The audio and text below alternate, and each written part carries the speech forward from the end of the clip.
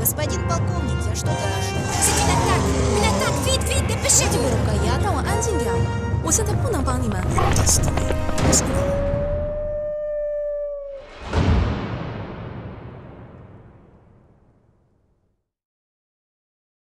Elle passa du temps à mettre tout en ordre, puis revint enfin au piano. Elle était épuisée.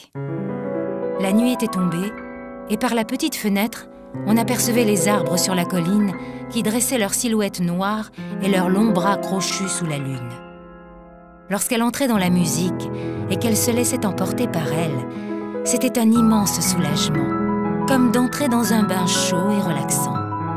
Elle fermait les yeux, et peu à peu ses doigts semblaient jouer de tous les instruments de l'orchestre. Les contrebasses, doublées par les bassons, les violoncelles et les altos, soutenus parfois de l'harmonie des bois et des corps, étaient sa main gauche.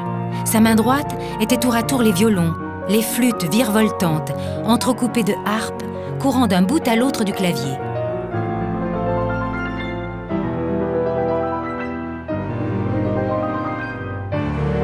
Puis ses bras se levaient et tombaient de toute leur force. C'était le tour des timbales, des trombones, du tuba et des trompettes de renforcer ce moment de puissance et d'amener cette brillance métallique ponctuée de cymbales explosives.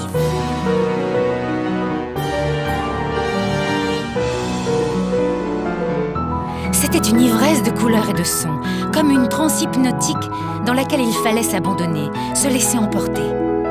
Elena se sentait aspirée comme par une chute dans le vide, se laissant flotter en s'écrasant dans l'air. Les yeux fermés, elle était happée par un tourbillon de l'espace et du temps, où se mêlaient maintenant des voix, des cris, un ciel violet sombre et le son d'un orchestre de plus en plus fort. Il lui semblait maintenant que la nature même de son clavier avait changé. Les instruments ne venaient plus d'elle, mais d'autour d'elle.